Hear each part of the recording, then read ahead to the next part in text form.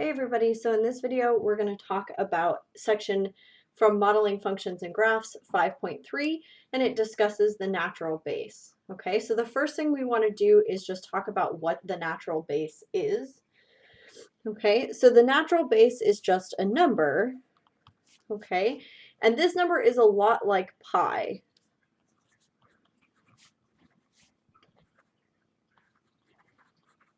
Okay, so it's like pi in the sense that it comes up so often and so naturally. It has its own symbol. We use the letter E to denote it. It is a number. Its approximate value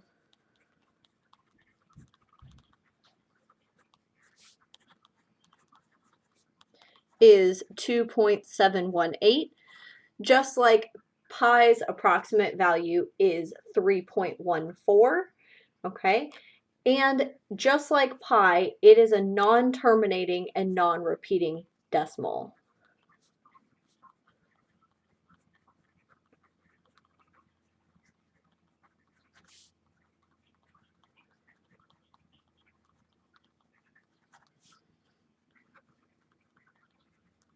Okay, so it's a number whose decimal goes on forever with no discernible pattern or repetition. Okay, and its starting value is 2.718. Okay, now this number is called the natural base.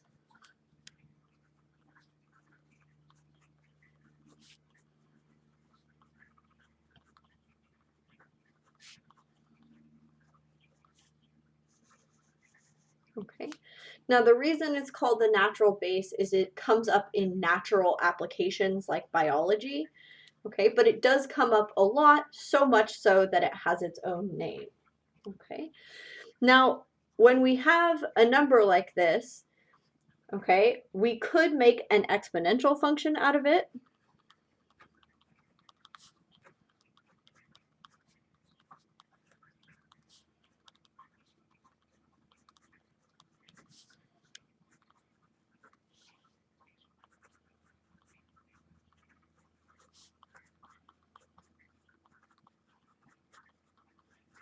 Okay, and because we're using the natural base, it is called the natural exponential. Okay, anything that has e in it gets tagged with this natural thing because e is called the natural base. Now we can also make a log with this base.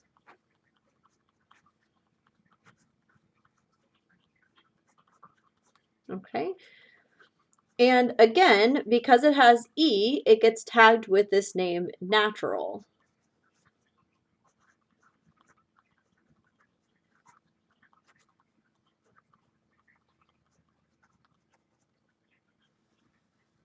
Okay. Now, this logarithm comes up so much that it has its own notation, right? So we can't just write log of x because that means log base 10. So the notation that people use is ln, right? Meaning log natural or log base e of x. Okay, so anytime you see ln, you know that this is log base e of x. Okay, just like when you see log of x with no base, you know that it's log base 10. Okay, all right, so let's do an example of evaluating some of these with no calculator.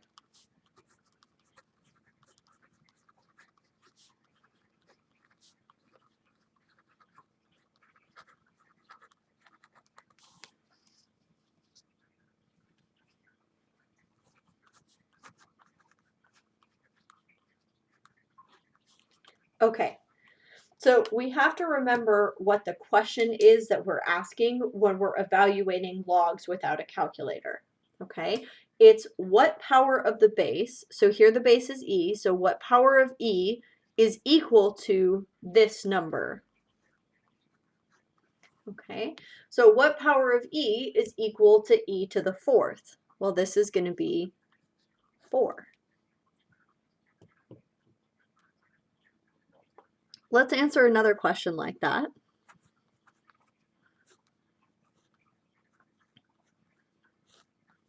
Okay, so we're asking what power of e is equal to e to the 5x. Well, what power should we have? This power, or 5x. Okay. All right. Let's look at ones that are a little bit more tricky than that.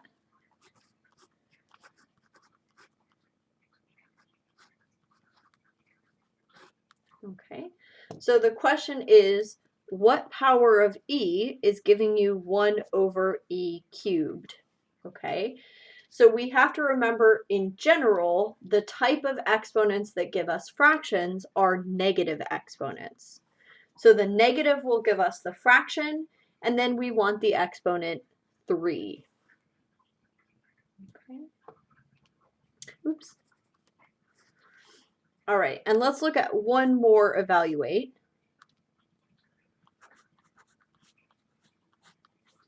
Okay. So this is asking what power of e is equal to e itself. So we have to remember the rule about exponents, that anything to the 1 power is just the base. So e to the first power is e. Okay. And let's do one example of evaluating with a calculator.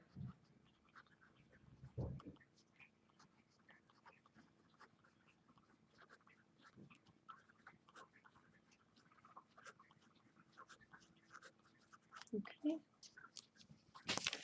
So we can see some examples of this.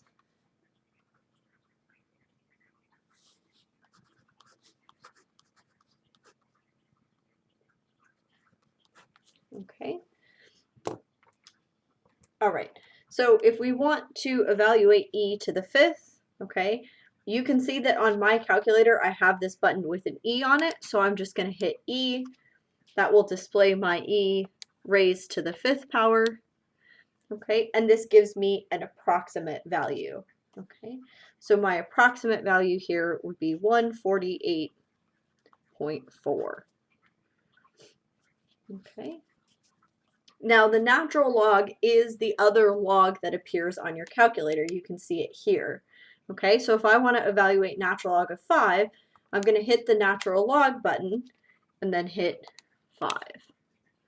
Okay, so my approximate value is going to be 1.6. Okay. So this is one of the other reasons that we're spending time talking about the log, is because the natural log is the other type of log besides the common log, log base 10, that appears on your calculator. Okay.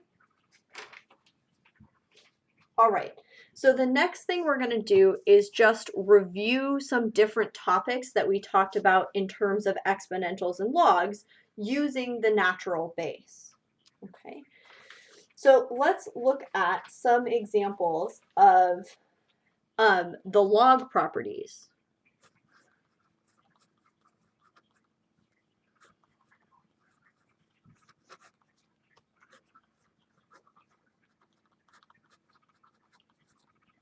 Okay. So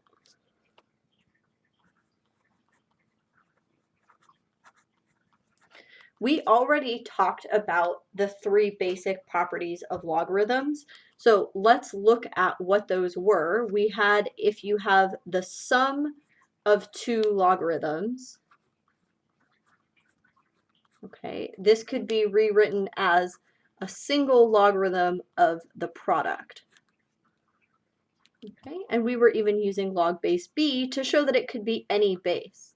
Okay, now if we specifically write this out in terms of the natural log, we would have that the natural log, the sum of 2 natural logs, okay, could be rewritten as the natural log of the product.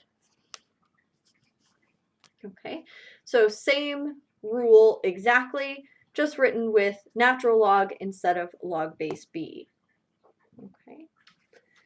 All right, let's look at our next log property, which was if we have a difference of logs, we could rewrite that as the single log of a quotient. Okay. Now, if we write this with natural logs, it's going to be the difference of two natural logs is the natural log of the quotient. Okay, exact same rule, just written with natural log instead of any log or log base b. Okay, and our last rule was if you have a coefficient, you can rewrite this as an exponent. Okay, this written in terms of natural logs would mean if you have a coefficient times natural log, you could rewrite this as natural log of x to the y. Okay, so all of our normal log properties apply to these natural logs. Okay, so let's do some review examples of using the log properties.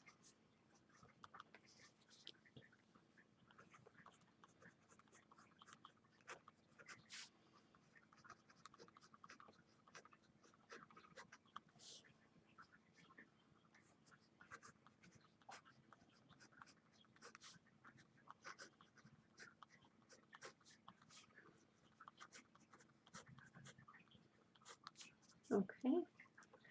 Now, as hopefully you've already seen, the only new information in this section is what is E and what is this notation that we're using here, okay? Everything else is review.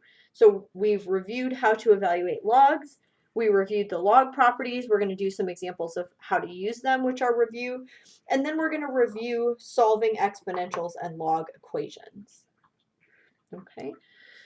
So you guys know from previous sections from 7.4, when we're simplifying, the first thing we want to do is take all the coefficients and turn them into exponents.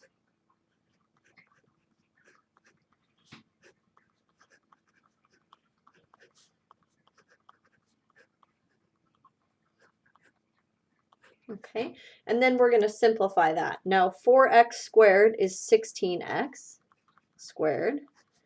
Okay, this has nothing to simplify. And here, when we have an exponent raised to another exponent, we're going to multiply them, which gives us y to the fourth. Okay. Now we're going to combine these into a single log. Okay, we know that the terms with positive coefficients like this one go into the numerator, and terms with negative coefficients go into the denominator. Okay, and the last thing I'm going to do is reduce this fraction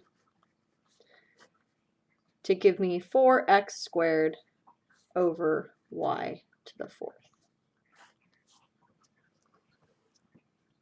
Okay. Let's look at a review example of how to expand logs.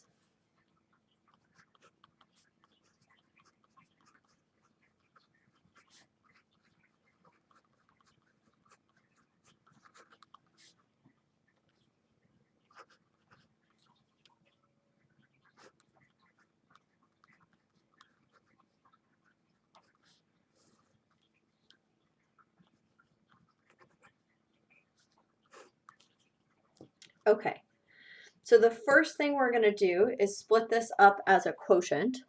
So we'll have natural log of e to the 2x y to the fourth minus natural log of z w cubed. Okay. Now we can still see that within these we have a product, so we're going to split that product up as multiplication, or as addition, I'm sorry.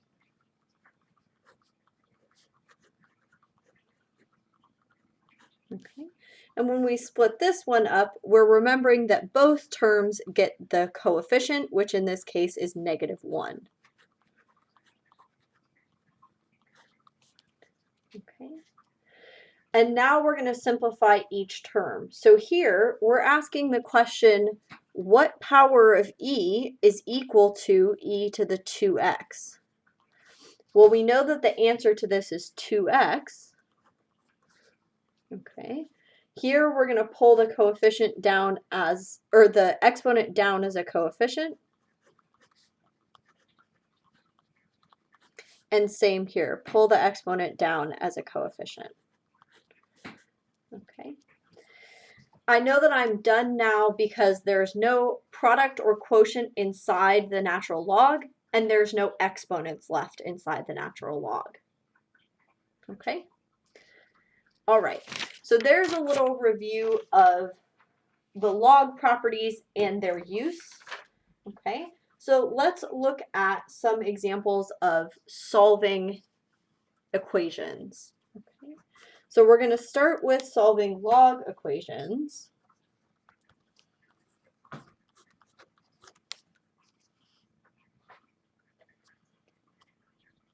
Okay, and because we're using the natural base, they're all going to look like natural log equations.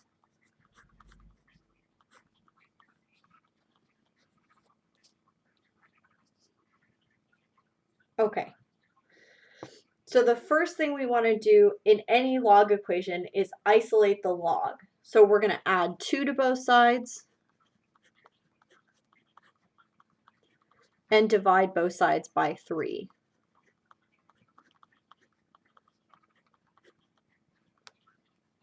Okay. Now that we have a single log isolated on one side, we're going to change to exponential form. So the base of the log is e. That becomes the base of my exponent, 7/3, equals 4x. Okay. And the only other thing I need is to divide by 4. Okay. At this point, it's very important to remember what you're actually trying to isolate. E is a number. X is your variable. So you're trying to isolate x, divide both sides by 4. Okay. And there's my exact answer. All right, let's look at another equation that's like that.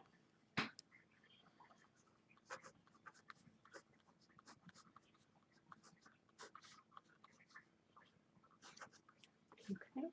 So the first thing I'm going to do is divide both sides by 3.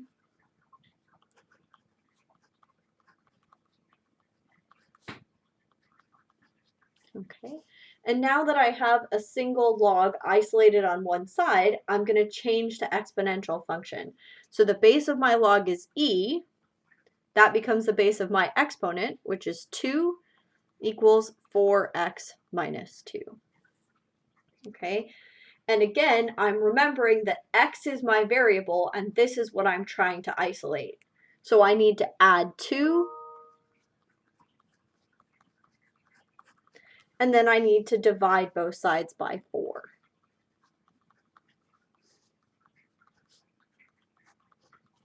Okay.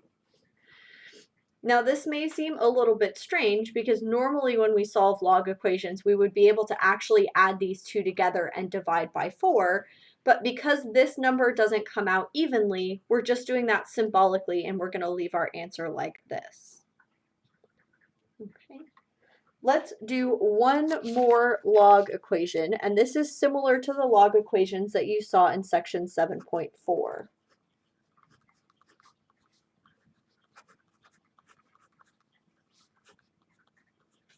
Okay, so we have 2 logs here, and we know from section 7.4 that we need to combine them into a single log. So we're going to do that using the log properties. We're going to take our coefficients and turn them into exponents.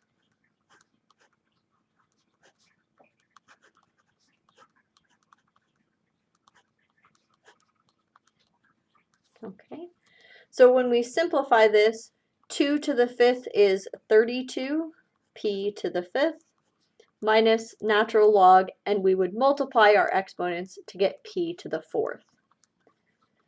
Okay, now we're ready to combine these into a single log, okay, with the positive one in the numerator and the one with the negative coefficient in the denominator. Okay, and now you can see that this fraction does simplify, Okay, p to the fifth over p to the fourth is p, so this simplifies to just natural log of 32p equals 3. Okay, so now we have a single log isolated on one side, and we can change to exponential form. So the base of the log, which is e, is going to become the base of my exponent, 3, okay, equals 32p. Okay, remember the variable is p, so we're going to divide both sides by p. Oh, I'm sorry, by 32 to isolate p. Okay, and this would be my solution. All right, let's go ahead and do some examples of solving an exponential equation.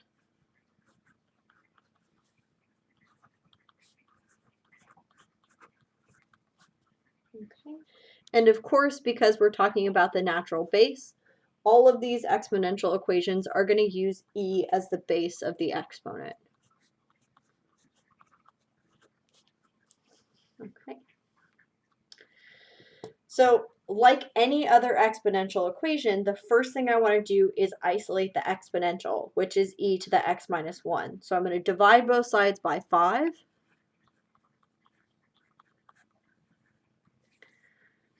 And now that I have my exponential isolated, I can change to the log form, okay? So the base of my exponent becomes the base of my log, which is e of 15 equals x minus 1. Now remember, we don't normally write log base e, we normally write natural log. Right? These mean exactly the same thing. And then the last thing I need to do to isolate my x is add 1 to both sides. Okay. Let's do one more example of an exponential equation. Okay.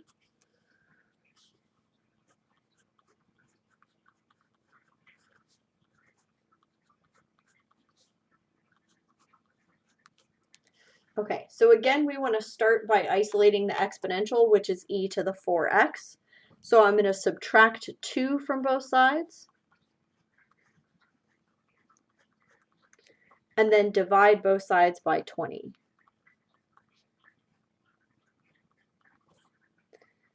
Okay, now that I have my exponential isolated, I can change to log form.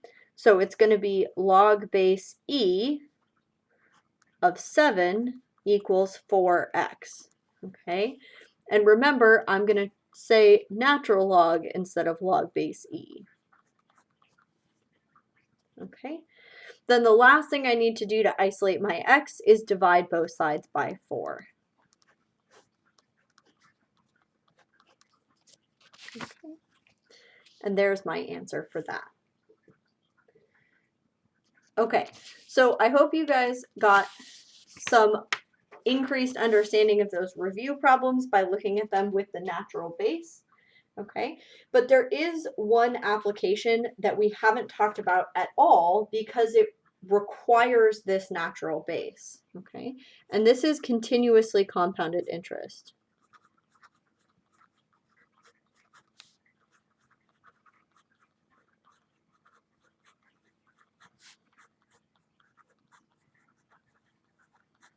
Okay, so remember before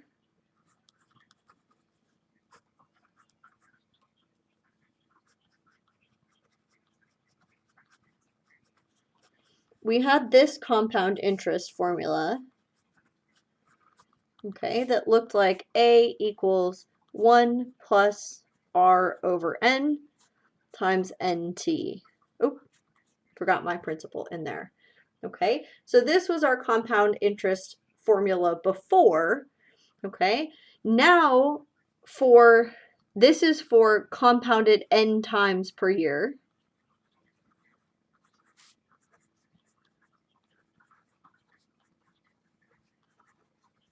Okay, now if it's compounded continuously, Okay, our formula is going to look like this. Okay, so comparatively, it's actually much simpler, but it does have a lot of the same elements. So let me remind you that A is the amount in the account, okay, which is a dollar value. P is the initial amount,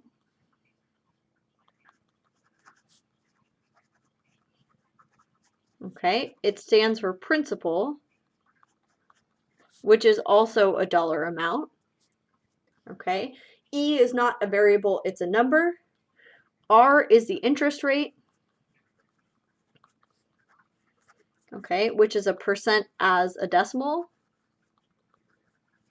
okay, and T is time in years.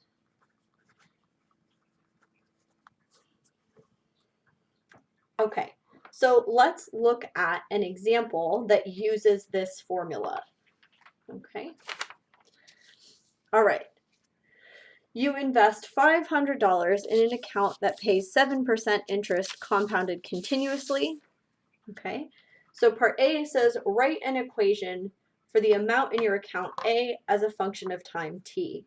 Okay, so we just saw that equation, and the only thing we're going to do to change it is to use the function notation so that we know t is our input value and a of t is our output value. Okay. And then we're going to fill in the information that we know. So P is the initial investment. Well, that's given in the question as 500. And the interest rate, R, is 7%. So as a decimal, that's 0.07. Okay. So here's our equation. All right. Now part B says how much will be in your account after 2 years. So 2 years tells us that t is equal to 2. Okay, so we're going to plug in 2 to the equation that we have in part A.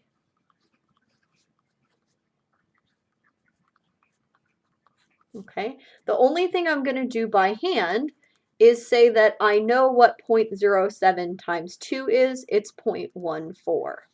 Okay, and then I'm going to evaluate this using a calculator. Okay, so I'm just going to type in exactly what we see. Okay, so I would have 500 times e raised to the 0.14. Okay, and then I'm going to round this to the nearest cent. Okay, so my answer would be 575.14. Okay, so then in our sentence answer, where it says how much will be in your account, there will be $575.14 in the account. Okay. And let's look at the last part of this question, part C. Find t so that a of t equals 750. What does that mean? Okay, so our initial equation was this.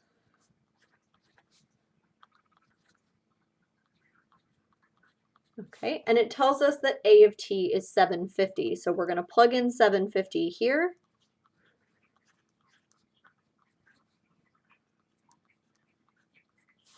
Okay, and then we're going to solve for t. So this is an exponential equation. Okay, so we're going to isolate our exponential by dividing both sides by 500. Okay.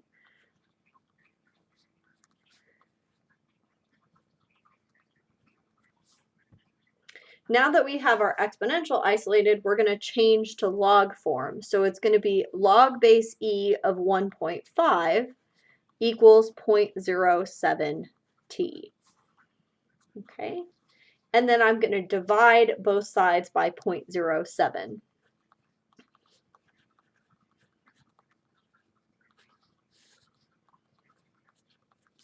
Okay, and I'm going to get my approximate value because this is a word problem. Okay, so I'm going to do natural log of 1.5 divided by 0.07. Okay, and we can see what I get here, 5.8. Okay, so here's the answer, right? Find t. I have my answer, t equals. So what does this mean? Remember when we're answering these questions about what does something mean, there's two parts. What does t mean, the input value, and what does a of t mean, the output value? Okay, so t is time, so we would say after 5.8 years. Okay, and then what is a of t? It's the dollar amount in the account. So we'd say there would be $750 in the account.